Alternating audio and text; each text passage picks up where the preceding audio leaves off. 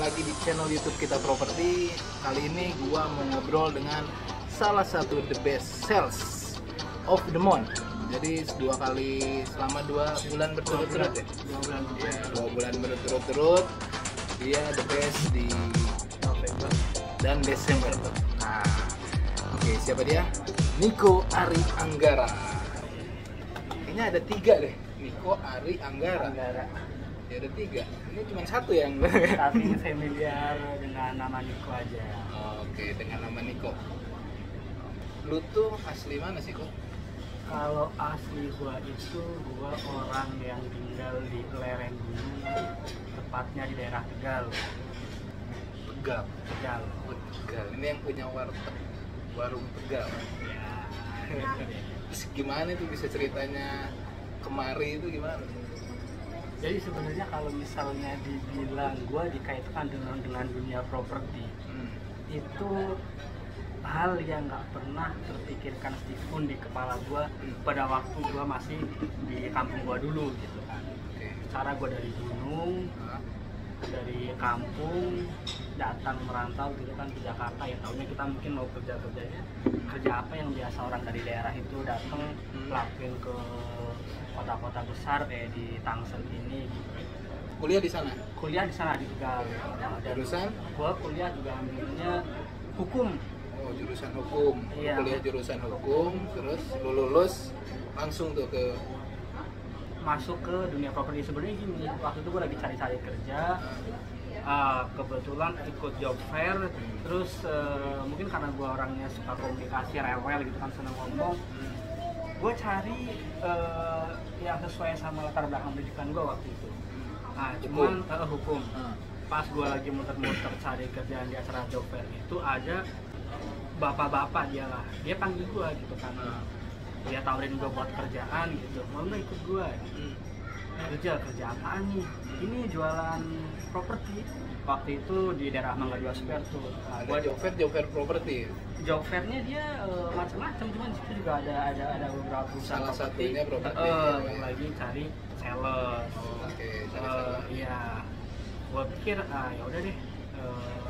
Oke aja gue iyain, ya udah deh. Cuma waktu itu masih di pikiran gue tuh sales panci atau gimana nih, karena tadi gue bilang gue datang dari kampung, dari daerah pegunungan, ya gue nggak tahu sales itu arahnya kemana. Tahu gue kan namanya orang kampung sales tukang panci yang biasa beli gitu. Dari situ awal gue masuk ke dunia properti. Gue jualan di kios-kios di arah Mangga 2 Square waktu itu. Terus jualan namanya kita sales marketing gitu kan. Makanya gue selalu bilang sama temen-temen, lu bergabung itu di... Gue bergabung, akhirnya gue memutuskan buat bergabung. Apa itu developernya? Developernya Agung Podomoro. Oke, yang daerah sana Mangga 2. Betul, dan gue memang tadinya memang tertariknya, gue pikir ini perusahaan itu, gue masuk dulu aja gitu. Oke. Udah gue masuk, setelah gue masuk ternyata tadi awalnya biasa aja, gue ikutin aja gimana sih ini kerjaannya. Gue kerja seperti biasa, tapi ternyata makanya sampai sekarang gue selalu ngebagi memang sales itu ada dua tipikal sales. Ada satu sales yang dia itu ada beberapa teman-teman yang dia kapok banget jadi sales tuh. Udahlah, gue bener-bener nggak mau jadi sales. Ini karena memang tadi sales itu adalah pekerjaan yang hanya bisa dilakukan sama orang-orang yang dia bener-bener petarung sejati, bener-bener orang yang nggak mau dibatasin penghasilannya, makanya dia harus kerja keras dan kerja ekstra. Itulah sales. Itulah sales, makanya dia itu pekerjaannya bisa jadi harus lebih keras dibandingkan. Ya, jadi yang pertama ini orang-orang sales yang tidak mau atau kapok. Ya, karena tadi dia gagal di dunia persalesannya itu. Yang kedua sales yang berhasil. Sales yang berhasil. Artinya sales gagal dan sales yang sukses yang berhasil. Nah, titik dimana gue menikmati dunia sales itu adalah pada saat jualan pertama gue. Begitu jualan, kita rasakan duitnya. Dari mulai closing fee, komisinya di situ gue, wah gila, ini sih pekerjaan yang luar biasa. Di situ gue yakin teman-teman sales yang udah pernah merasakan enaknya komisi sales, komisi properti, itu dia bakal ketagihan dan kecanduan. Ya, itu jualan di mana dan apa?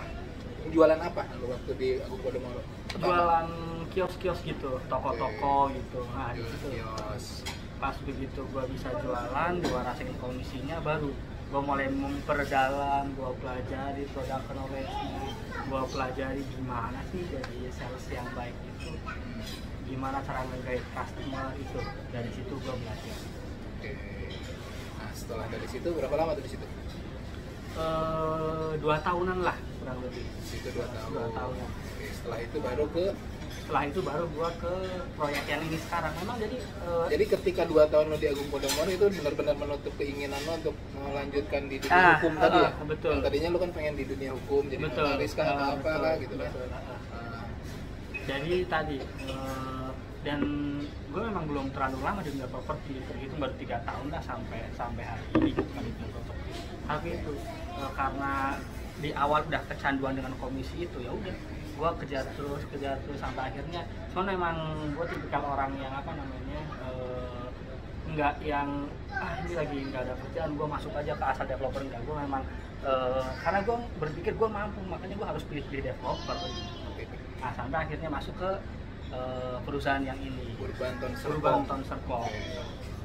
Proyeknya di Serpong, jualin apartemen, rumah dan kios ya. Itu BUMN ya, PP Urban. BUMN yang bikin gua tertarik tadi, dia ini BUMN. Cuman kalau misalnya rumah dan apartemen ini kan hal yang baru lagi buat gua ya. Cuman gua pikir ya sama aja lah gitu kan, sama aja. Intinya ini adalah properti, ini dunia kesalesan yang gua itu nggak di press, pendapatan gua harus sekian bulan. Oke, yang menariknya adalah selama setahun terakhir ini pandemi. Oke. Ya, banyak mungkin developer bahkan yang memangkas salesnya, ya, SDM-nya dipangkas, bahkan penjualannya pun nggak semudah dari sebelumnya gitu. Nah, apa nih yang membuat Niko selama 2 bulan terakhir ini, bahkan Niko ini bisa menjual bulan November kemarin jualan berapa? 7. Jualan 7 unit, dan di Desember pun jualan 7 unit. Artinya apa? Artinya ini sebuah apa ya, kalau menurut gua stigma yang berbeda, bukan stigma, apa sih namanya, pemikiran yang berbeda gitu ya. Ketika waduh gue jadi sales di developer kan susah banget nih jualan, apalagi di masa pandemi seperti ini, tapi ada yang masih bisa jualan banyak, ada yang masih bisa terima komisi closing fee yang banyak. Nah ini salah satunya nih. Jadi gini, nah tips-tipsnya apa tuh? Di banyak, masa setahun ini kan ya sulit banget. Bahkan beberapa developer yang memang dia apa namanya keuangannya berantakan, banyak yang membuktikan juga kan. Kalau nggak salah sekitar 8 developer di Indonesia dia ada yang belum tikar gitu. Nah, cuman gini, kalau gua pribadi, jadi gua juga ngeliat teman-teman itu mereka ada beberapa teman-teman sales itu yang dia monoton, maksudnya gaya dia berjualan itu nggak ngikutin keadaan, nggak ngikutin perkembangan. Jadi dia yang hobinya kanvas udah kanvas aja, mau itu kanvasnya berhasil atau enggak dia fokus kanvas aja. Mau kena corona kayak mau kena betul kanvas aja. Yang dia memang apa namanya hobinya open table, pameran, dia kayak gitu aja. Open table mau itu efek atau enggak, pokoknya dia cinta banget dengan open table-nya gitu. Dan kalau tipikal gue enggak, gue pelajari mana nih situasi pandemi kayak gini yang lebih efektif, mana arah pemasarannya gitu kan. Terus tipikal konsumennya juga dia jadi memiliki khas tersendiri. Kita masih tahu tuh mesti dia ada masalah di hal tentang corona, ada kekhawatiran membeli karena covid ini gitu kan. Itu harus kita pelajari. Dan gue pelajari itu semua, makanya kenapa nggak terpengaruh selama covid ini. Satu, karena kita itu udah biasa bergentayangan di sosial media pasar kita, digital marketing. Jadi begitu ada covid pun ya biasa aja, nggak terlalu terpengaruh. Itu satu. Bentar. Dan faktanya memang banyak developer yang lari ke digital marketing pada saat pandemi ini. Itu dia. Tapi pada fokusnya adalah di salesnya ini. Iya, betul. Ada sales yang ngerasa, gue biasa enaknya open table, gue nggak biasa nih main IG gitu. Akhirnya mereka nggak mau belajar gitu maksudnya. Itu. Mereka nggak mau merubah, maksudnya mereka itu apa ya? Kalau gue bilang mereka lebih mengedepanin ego. Gue itu nyaman dengan cara kanvas, maka gue kanvas terus. Padahal COVID ini mau kanvas gimana? Ada berapa banyak orang yang berada di luar selama COVID ini, gitu kan? Orang juga udah nggak terlalu ramai juga. Terus ngapain lo kanvas? Maksud gue begitu. Mereka harus, ayo dong lu rubah dong cara lu berjualan di masa pandemi ini. Lu harus rubah, lu harus mulai coba ke sosial media gitu kan. Makanya teman-teman yang sales-sales yang gue lihat dia mencoba ke arah itu, mereka berhasil. Tapi tadi teman-teman yang nggak mencoba buat ke arah itu, dia berguguran dengan sendirinya. Gitu. Ya, gue pengen lebih spesifik lagi. Gini, ketika tadi lo bilang oke, kita bergerak ke digital marketing, kita semua sales harus fokus ke digital marketing. Nah sekarang di tim lo ini kan semuanya menggunakan digital marketing, betul. Ya, menggunakan digital, tapi dengan cara yang sama artinya, ya artinya cara yang sama, melakukan digital marketing, support yang sama, dengan ya mungkin cara. Nah ini yang lebih spesifik di sini maksud gue, apakah ada perbedaan dari cara follow up, ya, cara mengundang tamu, biar tamu itu bisa datang ke lokasi. Nah itu yang membuat lo bisa ada di penjualan terbanyak di antara teman-teman yang lain. Nah itu ada nggak rahasianya tuh, kuncinya? Gini, kalau di penjualan gua ya, mau itu di project lama, project terdahulu maupun project sekarang, gua punya sistem jualan. Jadi gua bakal lakuin cara itu di setiap project gua. Itu udah jadi agenda jualan gua. Jadi gua sistem jualan. Sistem jualan. Jadi kan ada beberapa teman-teman yang dia gua cari data, gua ada data baru follow up, atau gua harus cari, mereka lebih fokus ke datanya. Kalau misalnya ini data udah nggak hidup, mereka nggak koreksi, kenapa ini orang nggak mau beli. Kalau gua nggak, kalau gua data itu dari data gua dapat dari awal maupun sampai sekarang, gua selalu berpikiran ini orang pasti beli. Tinggal gimana cara gua itu cari keinginan dia, cari masalah dia kenapa dia belum beli, dan gue kasih apa yang dia butuhkan meskipun tidak direspon gitu. Sampai diblokir berarti itu baru lo nggak follow up. Tapi gue sih selama ini ya hitungan jari lah yang diblokir.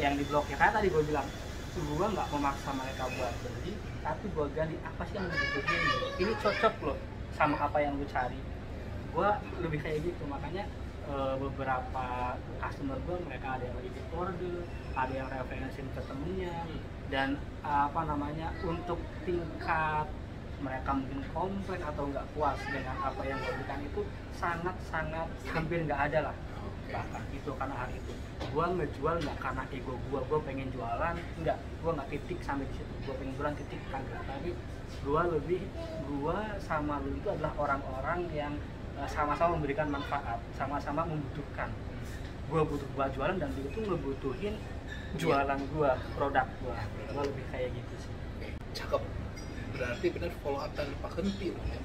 Follow up tanpa henti, tapi dengan berpikiran yang nggak sembrono juga, maksudnya nggak broadcast terus, nggak ini betul, gitu. Dan lu juga harus punya ini, kalau gue bilang ngeritme lu follow up. Jadi lu nggak bisa kayak orang mabok aja lu main tenggak sampai kita nge-play gitu, nggak boleh kayak gitu juga. Maksudnya lu harus ukur perasaan customer saat kita follow up, dan lu harus lihat kondisinya dia nyaman nggak saat kita follow up, gitu sih lebih ke arah itu. Dan lu agendain lu, gua follow up harus sebenarnya kan gini, tipikal customer itu kalau kita pelajari secara universal dan kita detail dalam mempelajari mereka itu, kalau kita urut-urutin sama aja, kalau kata gue itu sama aja gitu. Maksudnya customer kebanyakan nyaman di follow up pada sore hari, maka gue akan follow up sore hari di bawah jam 3 sore ke bawah, gue follow up customer gitu kan ya, jam 3 ke bawah gitu kan. Terus apa yang gue lakuin di jam gue yang lainnya, gue lakuin hal yang lain. Satu, gue siapin alat follow up gue gitu kan, jadi gue nggak yang nunggu bahan dari kantor kasih gue, terus kata-kata yang perlu setiap customer dia punya kebutuhan yang berbeda-beda. Jadi gue baca customer ini kayaknya dia butuhnya yang ini, yang seperti ini, dan masalah dia di sini, maka kalimat follow up-nya itu beda. Nggak gue kasih sama pukul rata dengan customer yang lain gitu. Itu sih di jam-jam sebelum gue follow up mereka ya gitu kan. Jadi gimana ya, akhirnya mereka lebih tadi ini yang gue butuhin, dan mereka itu fokus dengan presentasi kita. Jadi kalau kita follow up dengan membabi buta nih bahasanya, pagi lo hajar dia, padahal lagi sibuk. Nah, jam sibuk lo hajar dia, padahal dia butuh barang lu bro. Tapi akhirnya apa? Akhirnya dia malah jadi bete dan gak fokus sama presentasi kita. Malah dia pengen ngomong apa sih, buruan deh, gue lagi sibuk kayak gitu sih. Gue lagi mempelajari hal itu gitu. Jadi pada intinya kalau jam 3 sore ke bawah, artinya jam 4, jam 5 ketika customer sudah tidak sibuk, artinya sudah calon customer ini udah pulang ya? Iya, itu. Udah jam pulang atau jam mereka istirahat gitu. Betul. Lu baru follow up. Gua baru follow up. Itu mungkin yang ngebedain lu dengan sales lainnya. Ya. Di saat sales lainnya pulang sama dengan customer lain pulang, lu follow up. Gue follow up karena memang itu jam-jam emas buat kita follow up. Gue pelajari itu, memang customer juga lebih tektok di jam itu. Kalau pagi mereka ya palingnya tadi mereka jawab oke, mereka nyong, tapi dia nggak fokus sama follow up kita, sama presentasi kita, jadi nggak maksimal gitu. Dan ya nggak putus akhirnya. Itu detail jamnya ya. Terus hari pun gue pelajari hari-hari apa mereka asik buat di follow up, buat ditawarin gitu. Gue lebih pelajarin pergerakan mereka, gaya hidup mereka gitu. Di hari apa sih biasanya customer itu enak di follow up? Jadi gini, kalau gue pribadi ya, gue udah agenda ini pokoknya Senin, Selasa itu gue broadcast basa-basi aja. Gue cerita tentang produk gue ini apa. Senin Selasa gue cerita tentang produk gue ini apa. Gue ini punya BUMN loh, kelebihan gue ini. Gue nggak jualan, gue cuma sebatas cerita itu aja.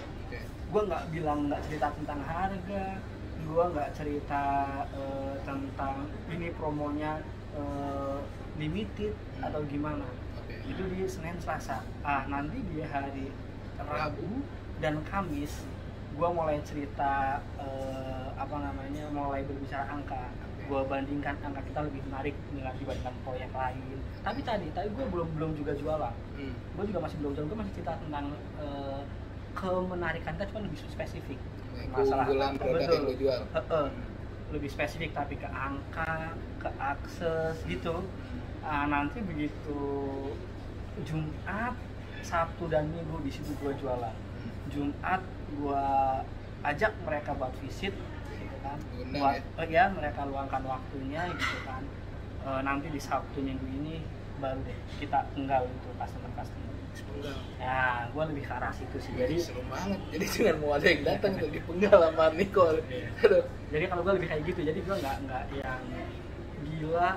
Ini tanggal pertengahan bulan orang pada nggak punya duit, harinya hari Senin, lu tiba-tiba cerita tentang angka, mereka puyeng bro. Makanya tadi gue lebih coba gue jualan, tapi jualan yang nyaman buat mereka gitu sih. Itu gue benar-benar jualan cara pintar ya. Kalau gue jualan cara cerdas ya, jadi nggak membabi buta tadi. Benar. Follow up, sekedar broadcast sampai lu di blog gitu ya. Itu ya. Gue lihat juga di sini di Niko ini ada yang namanya positive mental attitude. Itu selalu berpikir positif. Itu juga penting. Kalau gue gini, jadi gue ini seorang yang percaya sama takdir ya. Semua yang terjadi takdir Tuhan. Makanya ini berat dalam takdir. Ini takdir. Kita udah mulai bicara mindset lah ya. Apa yang ada dalam hati sama pikiran kita lah gitu. Jadi apapun yang terjadi, keberhasilan seorang itu sebenarnya memang kan keberuntungan orang beda-beda nih gitu kan. Dan gue percaya bahwa keberuntungan itu di depan kerja keras, kenyataannya seperti itu. Tapi gue nggak pernah nempatin keberuntungan itu di depan kerja keras gue. Itu gimana? Keberuntungan itu? Jadi banyak teman-teman saya yang gini, dia lagi beruntung, emang lagi rezekinya. Yes, itu nyata dan itu memang udah digariskan sama Tuhan. Tapi Tuhan punya alasan buat kasih dulu sesuatu. Maksud gue begitu. Makanya gue itu percaya apa yang dikasihkan ke Tuhan udah dipak masing-masing orangnya. Cuman gue berusaha menonjolkan kerja keras gue di depan Tuhan gua. Oh, berarti atas dasar Nah, kerja itu. keras itulah maka adanya rezeki. Ya, gitu makanya kan. kita beruntung. Tadi jangan lu enggak, gua nggak beruntung makanya gua dapat segini itu bakal bikin lu semakin down dan malas untuk bekerja keras. Pokoknya intinya tempatkan kerja keras lu di depan keberuntungan lu. Itu sih kalau gue. Luar biasa. Dan satu lagi yang Oh, iya, ada yang nggak lagi. kalah Gimana? penting nih, yang tadi gue bilang di awal, setiap data yang lu dapet, setiap customer yang pernah nanya produk lu ke lu, percaya mereka itu pasti beli dan mereka itu memang menginginkan produk lu. Tinggal tadi Meskipun salah pencet. meskipun salah pencet apa salah pencet lah. Meskipun salah pencet. Jadi tinggal gimana caranya skill kita semua buat gali kenapa sih mereka nggak beli, apa ini bukan kebutuhannya atau mereka ada masalah sehingga belum beli sekarang. Itu sih, jangan pernah lu caci maki, lu negatif thinking dengan ini kan data ini salah satu anugerah, salah satu kesempatan yang Tuhan kasih buat kita gitu. Didoain yang baik-baik aja lah, next ini orang pasti beli, jangan data bangke, ini data busuk maka dia bakal jadi busuk beneran. Itu sih. Oh, jadi apa yang kita ucapkan itulah yang akan terjadi. Gue paling hati-hati dengan hal itu. Gue juga kadang-kadang gitu, ampun banget nih customer kagak respon, ampun banget main di reject aja telepon gue. Dalam hati gue begitu, down, pikiran gue juga down, tapi gue nggak mau ngucapin hal itu. Gue percaya apa yang ada di sekeliling kita ini semuanya mendoakan kita, makanya gue nggak mau mereka denger apa hal-hal buruk yang gue ucapin. Luar biasa. Gitu. Jadi apa yang kita pikirkan adalah apa yang kita doakan, apa Ya. yang kita dapat nantinya gitu ya maksudnya. Ya intinya lu jangan cuma jualan Oke. dengan pikiran lu, tapi jualan dengan hati sih. Ini Gitu. jangan jualan dengan pikiran dan Iya. jualan juga dengan hati. Betul. Luar biasa Niko Ari Anggara. Mantap obrolan kita siang ini Mas Niko, terima kasih ya udah ngobrol-ngobrol santai dan mungkin pasti banyak banget hal-hal yang bisa didapat oleh sahabat-sahabat properti ya meskipun bukan di dunia properti, di dunia sales lainnya mungkin bisa diambil hikmahnya. Apa aja sih hikmahnya ya? Ya. Jadi jangan patah semangat dalam masa Jangan patah pandemi semangat. ini ya. Ternyata masih ada orang-orang yang masih bisa jualan bahkan meraih prestasi gitu di situ ya. Oke sahabat properti ya, itulah tadi ngobrol-ngobrol bareng Niko Ari Anggara ya. Jadi banyak banget hal-hal positif yang bisa kita dapat dari obrolan kita siang ini. Oke kalau gitu terima kasih Mas Niko Ari Anggara. Sama-sama. Mudah-mudahan video ini sangat bermanfaat buat kalian semua. Dan jangan lupa subscribe, like, and share di channel ya. Kalau mau komen juga silahkan. Bagikan hal-hal yang positif buat kita semua. Oke, salam sukses dari gue Willy Muhammad. Cayo.